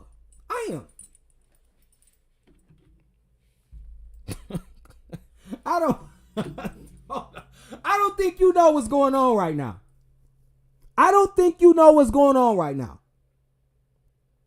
Let's read, though. I'm going to share my screen again. Let's read. In July 2021, as Europe celebrates 20 years of ESA astronauts on the International Space Station, a Russian-European experiment. Hold on. I thought Russia was the big bad wolf. Let's continue. A Russian-European experiment has been running quietly in the Weightless Research Center for just as long. The Plasma Crystal Suite of Investigations into Fundamental Science. Here they go. Supposedly in outer space taking your plasma. Okay? Supposedly in outer space taking your plasma, experimenting with it. Is this not deep shit? I don't even know who bringing y'all this shit, bro. I want to pause for a second because I don't even know who even bringing y'all this type of shit. Okay? Stop playing right now, man. Y'all think they out here, man? Listen. Plasma crystal, because we already know it's crystals, right? Plasma crystal takes a plasma and injects fine dust particles in weightlessness, turning the dust into highly charged particles that interact with each other. Bouncing, as that tells you, basically, how they're conducting the experiments to try to, figure out how to interact at a certain environment, right? Because they claim that dust falls, gravity has a big, impact on, trying to interact with the plasma, and they can't turn it into crystals, right? So it says, under the right conditions, the dust particles can arrange themselves over time to form organized structures or plasma crystals. But see, this is all overplay for the underlay. They know this is what it is anyways, because how do we know? We know plasma is full of crystals we call glucose. All right? So let's stop playing with them. But we're going to just show you some of the pictures because these blancos act like they're out in space, but we know that they're not. We know that they're not in outer space. But we want to show you how they're trying to show you through symbols how important your plasma is to them. Okay? They got this shit in drums and containers. They out here in outer space. The longest running experiment in outer space is with these things called plasma crystals, or your plasma. All right? Now, why is this important? Why is this important? Because we're going to show you what they're really doing with it as they come down here to turn it into a weapon. Now, and they get through all of the bullshit, all this space age shit, all that Star Trek, sci-fi, Star Wars shit, right? And come down to Earth and show you exactly what they're doing with it. The knowledge from the plasma crystal experience can be directly applied to research on fusion physics, where dust needs to be removed, and the processing of electronic chips, for example, in plasma processes in the semiconductor and solar cell industry, and so they can chip your ass or whatever. In addition, the miniaturization of the technology required when developing plasma crystal is already being applied in plasma-based medical equipment for hospitals. Okay? So all of that sci-fi shit they was trying to run over people's heads and shit, they know we know they're coming back to Earth with this shit. We know exactly what they're actually using it for. As a weapon against those who really have the most potent form of crystals, and that are those who are of the eumelanin species. That are those of the eumelanin species, because I don't have to go back to the book about Henrietta Lacks with Rebecca Skloot and show you that obviously they are fully aware that there's certain individuals here that contain a unique gene called glucose 6 dehydrogenase A, right? That glucose 6 dehydrogenase A was, like they said, specific to black people here in the United States. And you wonder why they created such poverty around you, specifically to get this golden blood. Specifically to get this golden blood. And since we know that 80% of it is not going to hospitals, who do you think is going to? And since we know that even when it goes to pharmaceutical companies, they're not coming out with anything that can help you, where is the plasma going?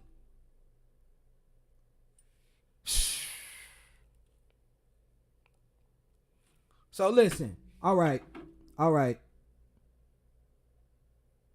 Cause I gotta listen, I gotta show y'all that this is exactly what it is, right? Finna share my screen one more time so we can read an article, because look, we're going to the National Library of Medicine.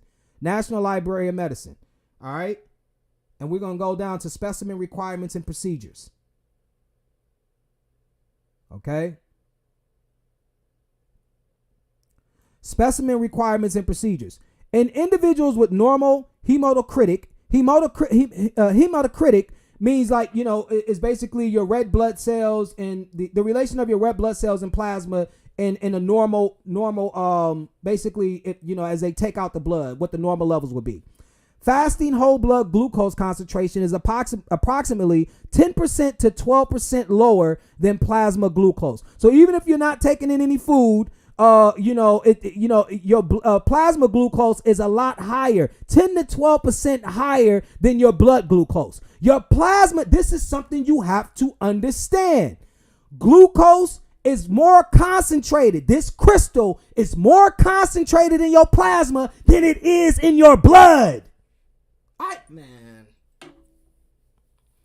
Glucose is more concentrated in your plasma than it is in your blood. Plasma membrane is freely permeable to glucose. The water content of plasma, 93%, is approximately 11% higher than that of whole blood. So your water content and your sugar content is higher in plasma than it is in your regular blood. This is how different this plasma is. What they say created the universe. What they say stars is made out of. What they say the aurora borealis is made out of. What they say the ionosphere is made out of. This is what's in your blood. Albeit they say it's different, but it's still plasma. Remember, plasma is the fourth state of matter. You have solid, liquid, gas, and then plasma. This is why they don't talk about it in your schools. Because if they talked about it in your schools and let you know what plasma was and how critical it was to your being and your existence and how critical it is to you taking it to the next level, you might not give it up. You might not let them pay you $60 for a vial of that shit. You might just keep it in your vessel. Okay? Now we're going to go down and see what they're talking about in clinical significance. All right, if this is the same article.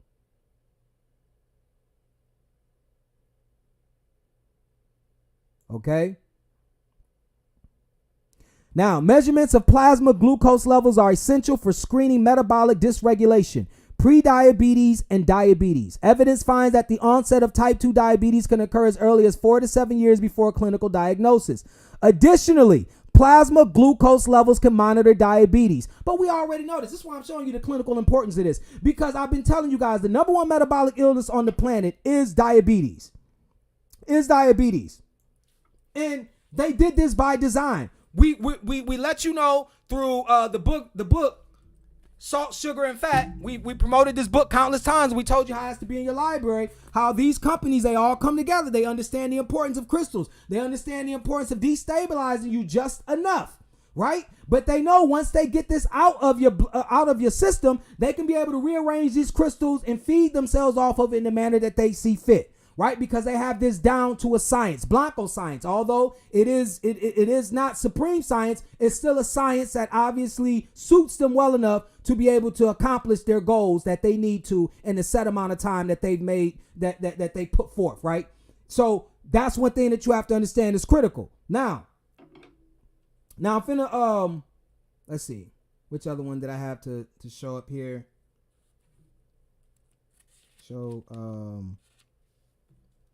Let's see. Did I get that one? Okay. All right. All right. So basically what we're about to do, because we're about to show you. All right. We about to show you because we need you to get to understand this shit real quick. Okay. We need to get you to understand this real quick and understand the importance of this. Remember when I told you about Rosalind Franklin? Rosalind Franklin was the one who sent the photo to, what's his name? James Watson and Francis Crick. These were the individuals co-discoverers of the DNA molecule. Now, this is something you probably don't see in your books, your science books or anything like that. But if you were to see this photo, this is what I'm telling you that Blanco said. Now, remind you, they had this from this. They drew what they called the double helix. They've never seen DNA before. Right, so when they told you they had discovered it, I believe it was in 1953, if I'm not mistaken, somewhere between in the late 1940s and the early 1950s. So when they so-called discovered this molecule, they showed you that it was a double helix. I'm finna show you the picture. I'm finna show you the photo that she sent them. That in the science that she used called X-ray crystallography. X-ray crystallography is a study of how crystals form. So why am I showing you this? I'm basically kicking a dead horse to let you know. I'm gonna beat this dead horse till you get it in your brain. You process your life energy off of crystals. That's what you are. That's what you do, crystallogians. That's what you are. That's what you do.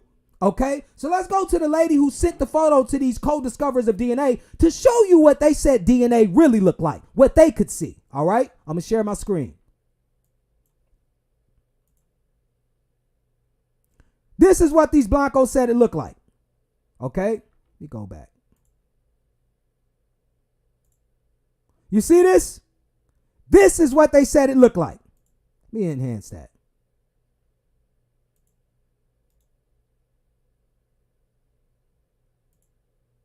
See if I could. Doesn't let me go in further, but this is exactly what it looks like, y'all. This is what they said the double helix came from. All right, X-ray crystallography, as they use a science to look at how crystals form. This is what they said your double helix look like.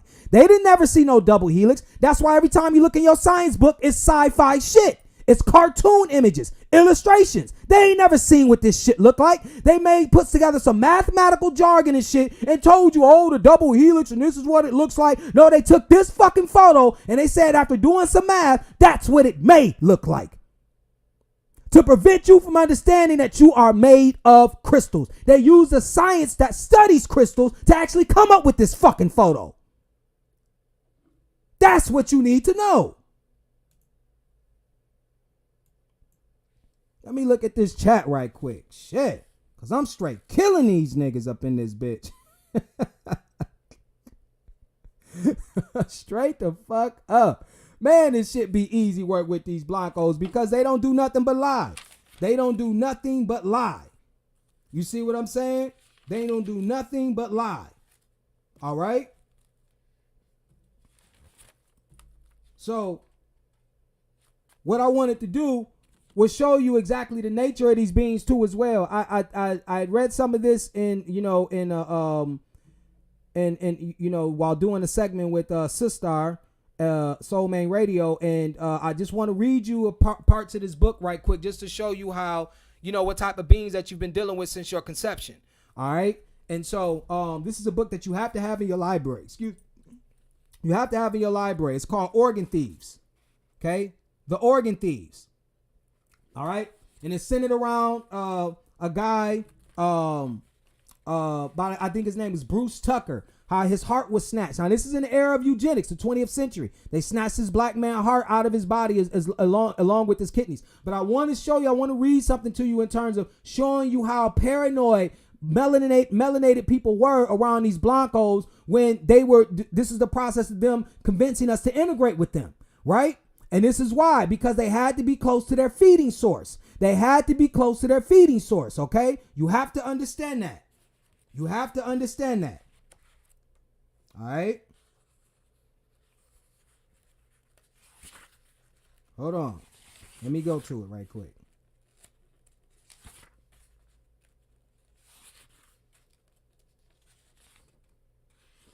Okay.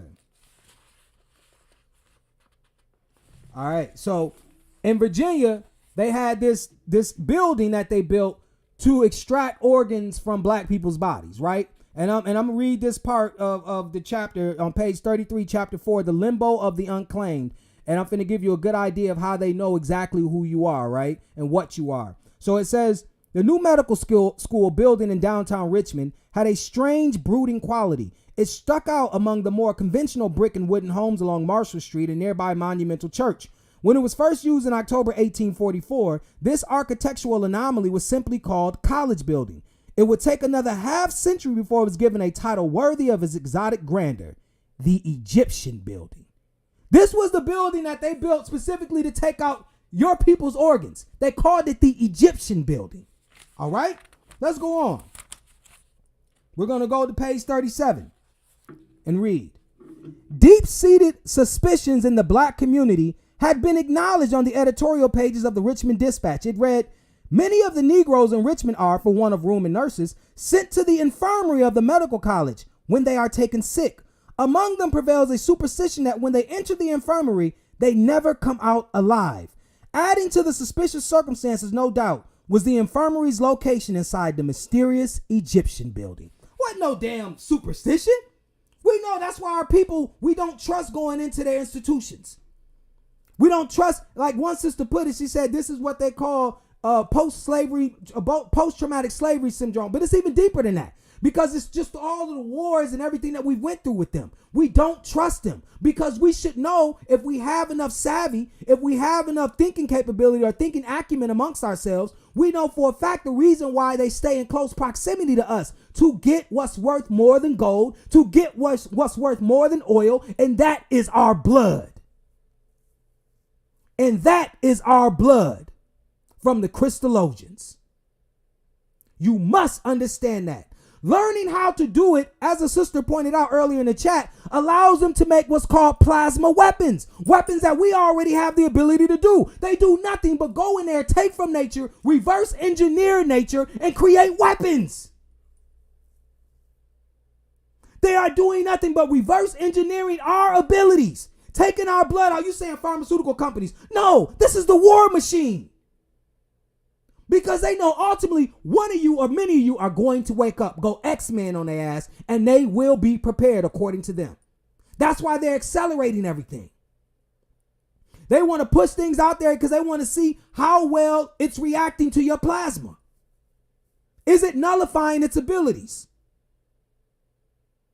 That's why they want you to donate. That's why they're looking for people. I'll give you even more money if you do have COVID or if you do have HIV. I want to see what it's doing. I want to see what these things are doing, which we can say that some people obviously, think that are man-made, right? Seems like for all the obvious reasons. But they want to see how that plasma is operating when they put in those contaminants. All right? That's what they're doing. Okay? So that's clearly significant. That's clearly important. And that's something that we have to make sure that we commit to memory. You know what I'm saying? What the significance of this is. Because we have to understand, like they talked about, what a chimera is. Basically just, an animal, just a hybrid. All right? And so this one thing I want to, leave with you brothers and sisters to understanding, and gain this understanding. When we talk about how great the Egyptians were, how great these civilizations were, right? One of the things that we have to realize is that you also have to accept the bad with the good. You also have to accept the bad with the good. When you talk about these great civilizations, as hard as it is to believe, they made some mistakes, as great as they were. All right? Some of them got so arrogant that they began to create beings of their own. And if you notice, I'll say this again and again, if you notice about myths and motifs of myths, especially when it comes to creation and gods who create, they always are afraid of what they create. They always are afraid of what they create, or what they create ends up being their enemy, God, the devil. Okay? Kronos, who was a Titan, he created the gods. Zeus, he was overthrown by his sons. Look at the book of, like I said, Mary Shelley's Frankenstein. Frankenstein is not the monster. So many people who read Frankenstein think Frankenstein is the big thing that was created, or the monster that was created. His name was not Frankenstein. Frankenstein was the name of the doctor. Okay? Or this mad scientist, his name was Frankenstein. All right, and he created this monster, which did what? End up killing him. Look at the Blanco as he creates AI. He's already in fear that AI will destroy him. He gives you all these movies about iRobot, Terminator, and all of this different shit. Gods fear what they create because it can eventually destroy you. And that's what the Egyptians had did. They created, mastering alchemy, began to create beings that they eventually had no control over. That they eventually would have no control over.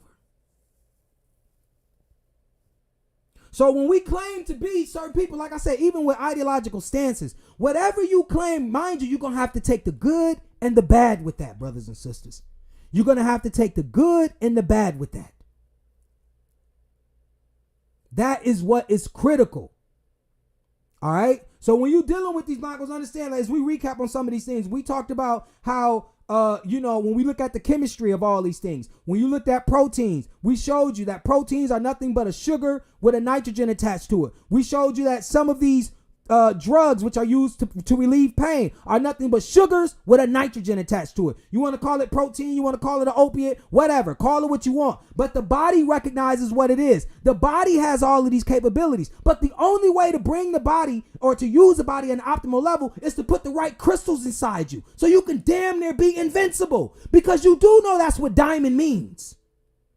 You do know that's what diamond means. Diamond is not an actual, gem. Diamond is an adjective. Diamond is Greek for invincible. That's what diamond means. Diamond is Greek for invincible. Because that's what the so-called Greeks, whether you want to argue if they were black or not, that's what they knew you were. That's what they knew you were. So this is why we have to understand these things, brothers and sisters. Like, the only way to penetrate or to compromise this invincible nature of ourselves was for them to control and manipulate and adulterate the crystals. This is why everywhere you turn when you're in that grocery store, they got added sugar in this, sugar in that. And they make you feel or associate hormones just with meat. just with dairy. But the reality of it is the biggest hormone that you could ever consume, and you consume it in large amounts, is sugar. Because one, you think that is just sugar. You trivialize it with the name, and you don't understand the importance of what you are consuming. Okay? And they call it many names because, remind you, you're dealing with the author of confusion. You're dealing with the father and the mothers of the lie. And like I'm telling you now, what you're dealing with as well, you're dealing with a big form of what they call eschatology. The sacrificing of the son has not happened yet. The sacrificing of our son has not happened yet. This is what they inevitably desire to happen. It's for the son to die. I present an article in my book, The Untold Story of the Carbon Baby, where I show you that when our sun burns out, it will literally be a diamond. If our sun burns out, it will be a diamond, literal diamond in the sky. Okay? This is why the Blanco species, regardless if they know it or not, their makers have instilled with them the destruction of our son, the sacrificing of our son. Not God's son, S-O-N, but God's son, S-U-N. That's why they commemorate their marriages with the diamond. I am killing you niggas. This is why they commemorate. I told you, you ain't doing nothing but participating in rituals.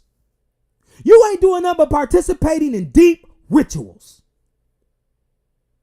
This is why the Blanco man and woman commemorate their marriages with diamonds. Because it is symbolic of taking out the only source that can defy them in their path of world domination.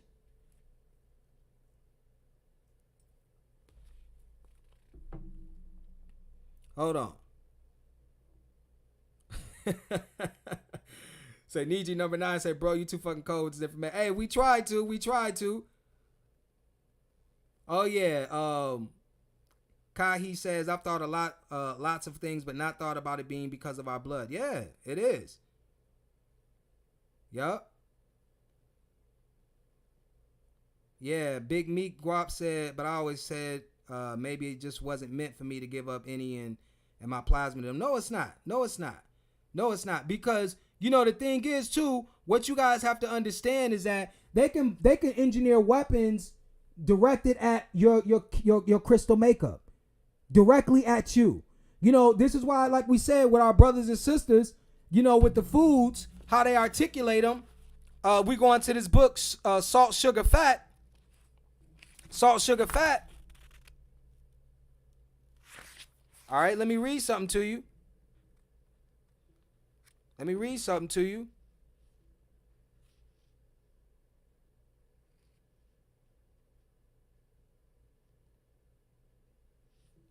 Let me read something to you to show you that I'm not making none of this stuff up.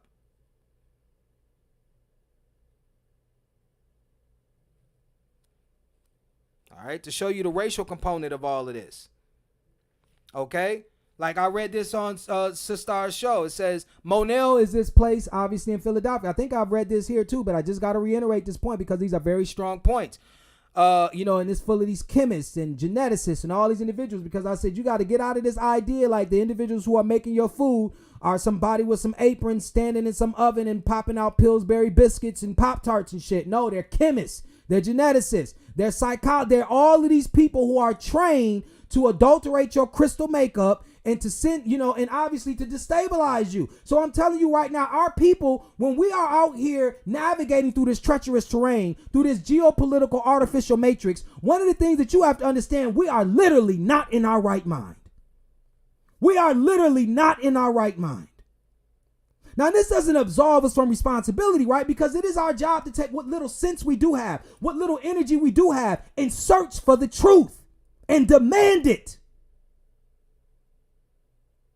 But it doesn't take away from the fact that these institutions that they have popped up have a large amount of, share a large responsibility, or the lion's share of the culpability, a lion's share of the responsibility, because they put forth a concerted amount of effort into ensuring that you have been conditioned to accept these things, not only to accept them, to embrace them, to herald them, to take pride in the fact that you have been brainwashed, that you are a food source. You take pride in this shit. Okay, check this out. It says, More African Americans chose the sweetest and saltiest solutions.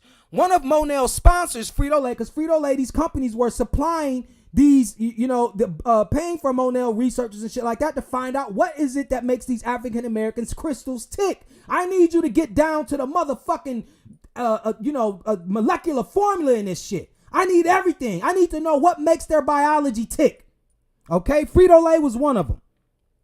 Frito-Lay was particularly interested in the salt part of the study, since the company made most of its money on salty chips. Citing Monell's work in a 1980 internal memo, a Frito-Lay food scientist summed up the finding on kids and added, I'm quoting, racial effect. It has been shown that blacks, in particular black adolescents, displayed the greatest preference for a high concentration of salt. And I told you the big company called Cargill had the name of their research company was called Diamond Crystals. You can't make this shit up. They are the ones who was responsible for supplying the ingredients to all your biggest food manufacturers. Nestle, Kellogg's, General Mills, all of them. They're the ones who make the ingredients for this shit. So while they, in the public eye, make it seem like they're competing against one another, they are working together. They are working together. You have to understand that. This is a grand conspiracy on the most unbelievable level.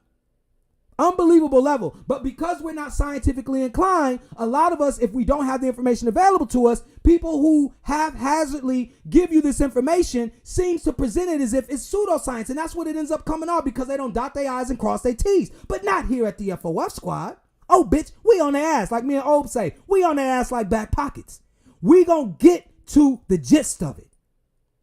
Because I am going to prove without a shadow of a doubt through, putting these videos together, and I got countless ones of them that I have to redo, including the ones that have already been presented, that you are the crystallologists. Through chemistry, they already know what you are. Who you are does not fucking matter.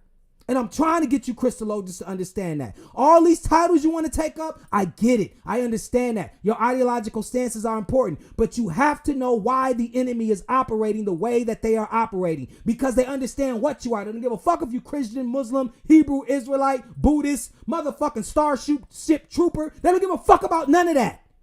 They want the plasma. They came here for the gold. They came here for the gold. Okay.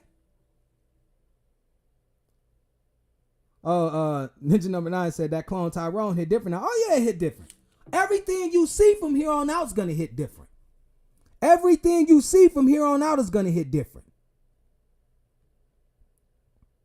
Okay. So, this is just, a part of it, brothers and sisters, when we talk about what we need to do in order to reacquaint ourselves with the highest level of illumination. How do we get there? What does the bridge look like from the natural to the supernatural? Is it something that can be attained? Because a lot of us don't think that is the case, right? A lot of us have no clue. We sit up here and we say, oh, well, yeah, that's pseudoscience. I beg to differ. They are actually in these labs reverse engineering your nature and weaponizing it against you. And while you sit up here and believe none of these things are possible, when they come out with this sci-fi stuff, the ultimate realization that you're going to come to, and many of our brothers and sisters are going to come to, is that this Blanco is God. That's what they do. Well, mind you, if you have a chasm between those who have been in captivity and the captors, those who are in captivity and the captors, if you have a chasm between those who are the prey and the hunter and the captors will seem and appear to be gods. You have to understand that. That's why you have to start thinking at a higher level.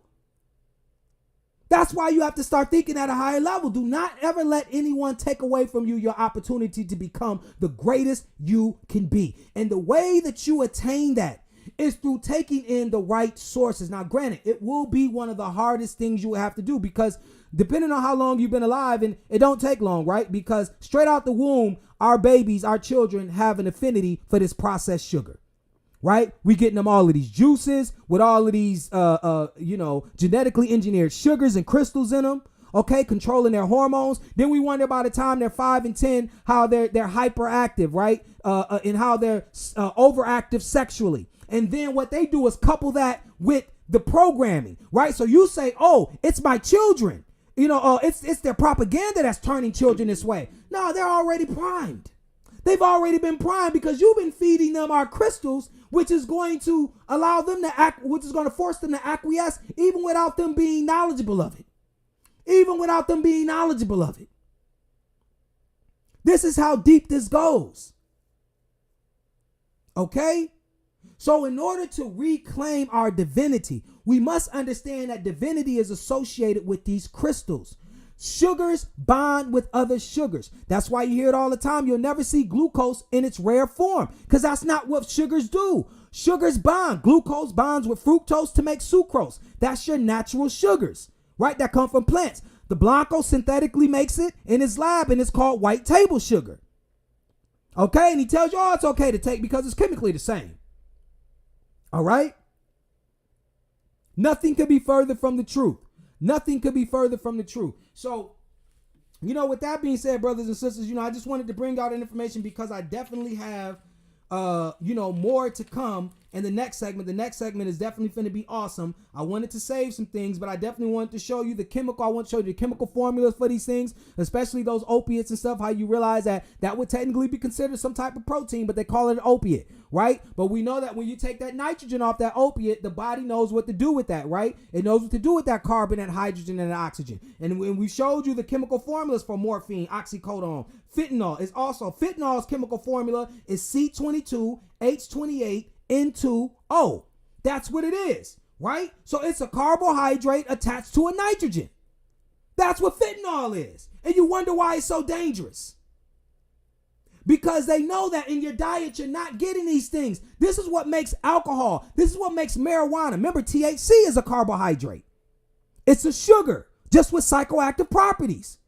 Your alcohol is made from sugar, fermented from yeast. Okay?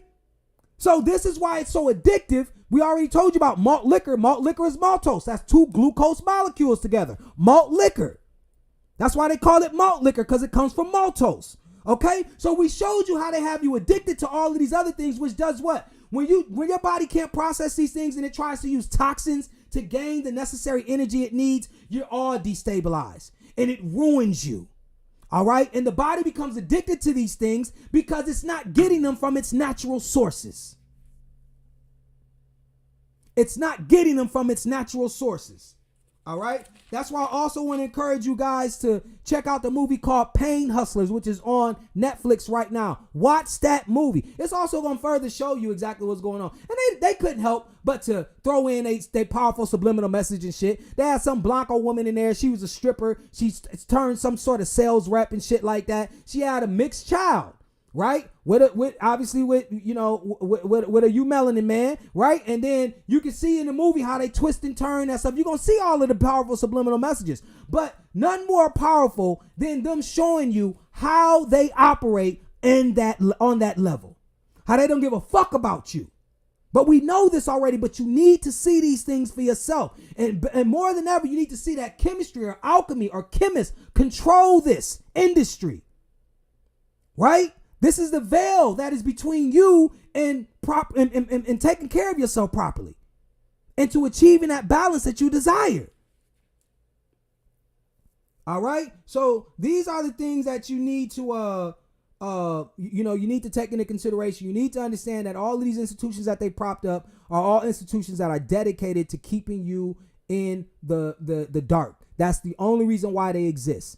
That's the only reason why they exist. We get so confused. We be talking about what's a carbohydrate, what's a protein, what's a fat, and then we're all over the place with it. We don't know what to eat. We got somebody online saying this, another person saying that. And then we, just take a leap of faith and we just do everything that we can get our hands on, right? We try everything imaginable to create or to recreate that balance that our body once had. But that will be fleeting because as we continue to keep moving forward, while you're thinking, you're going to have to be consuming something, taking in some sort of energy, right? And do not let that energy be their manipulated crystals, brothers and sisters. By all means, do not let that be their manipulated crystals. You will make leaps and bounds in terms of repairing the body when you take in the right crystals if you are a crystallogian. Okay? Let me get into this chat one more time before we get up out of here. All right. Say plasma is your life, light body, sister soul main radio. That is very true. All right. See up here. Oh, they homunculus. Oh, what you know about the homunculus, Ninja number 9? What? I'm trying to tell you. That's what it is.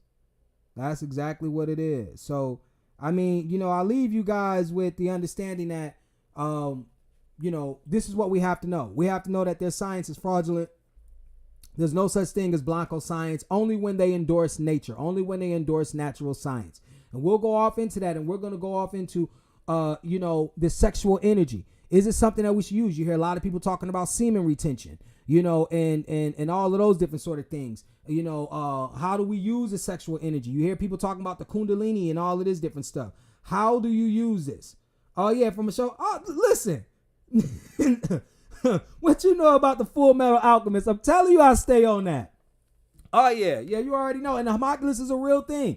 You know, that is a big thing in alchemy. So, you know, it's important that you guys check out these things. Like when you get a feeling or a vibe to watch something or to read something, listen to your higher self. It's helping you to gravitate to the truth and lift the veil. You see, because we know truth is stranger than fiction. But, you know, as I said, we're going to take a look at the sexual energy. How do we use it? Should we be using it? Is there any validity in withholding our semen retention? You know, the thoughts that we think. Should we be even using sexual energy? Should we repress it at all? This is going to tie into everything. You're going to notice how I put all this together. I gave you guys all this information. As discombobulated as it may seem, you know, I put it together. But this was all for the next segment, which will be a very powerful segment. I just wanted to get you guys into the understanding of what? 1, there's no such thing as Blanco science. 2, what little Blanco science we have available to us, you have to be able to read between the lines. You see the chemistry for what it is. The body uses this chemistry or these elements as building blocks. When you eat protein, you're not going to just take that protein, your body's going to lump it together and then use it as it's articulated on the package. No, it's going to break that protein down into amino acids that it needs, and it's going to rebuild it into you. It's going to be uniquely you. Unless there's little yous running around that you can eat, there's nothing on this planet that's going to be something you eat, and it's just going to be, the body's going to be able to use it efficiently, right? It's going to have to break it down and rebuild it into what is you. You know what I'm saying? That's what it is. And everything that the body sees or anything that the body comes into contact with, whether it be opiates or whether it be other psychoactives and stuff like that, or alcohol or anything like that, it knows what it is. And in an effort to break it down and use it, this is how why your high doesn't last so long, or why you're only drunk for a certain amount of time unless you continue to keep drinking, because the body will break those things down, and then after a while, you know, you return back to balance because it knows what to do with those chemicals when it breaks them apart. Okay, so that's one thing that we have to understand. This is crucial because the adulteration of the alcohol, the adulteration of the marijuana. Why do you think these Blancos gave you marijuana now? They knew it was a sugar. They knew when you use it, they knew what height you were able to climb to when it was unadulterated. All right. Now these Blancos are sitting up there in all of their glory, they Blanco glory and manipulation with they facilities and shit. And then they're coming in there. Yeah, we have this, we have that. I'm telling you right now, you bet to believe they never let a crisis go to waste, and they never let an opportunity to subvert your crystal dominance go to waste. They are always working on subverting your crystal dominance. You better believe that. Okay, so now you know how all these things come about. Now you know the importance of your plasma, your plasma crystals. You know that these Blancos claim they're going all up to the International Space Station studying this shit. Okay, they claim that was the longest running experiment in space. I thought you was looking at moon rocks, bitch. I thought you was trying to see if there was any water on Mars and shit. No, these bitches up there studying your plasma. Like they had to go hide to do it. Fuck this. These niggas is everywhere. Let me go out in space and study this shit. This is what you need to know. And I provided the evidence. We couldn't just talk about it, brothers and sisters. I couldn't just talk about it. I had to provide you guys with the evidence, okay? And so the next segment is definitely going to be phenomenal. All right, that power ran out, so I'm not even going to be able to look at the chat at this moment in time. But I said all that to say what? I said, you know, this is our attempt at exposing these things and making sure that we get, come to the realization of what we are, not just who we are. And with that being said, who is God? God is the judge. And why is she the judge? Because she decides who wins and loses, not my opponent. Who is my opponent? He does not exist. And why does he not exist? Because he is merely a dissenting voice to the truth I speak. Christologians,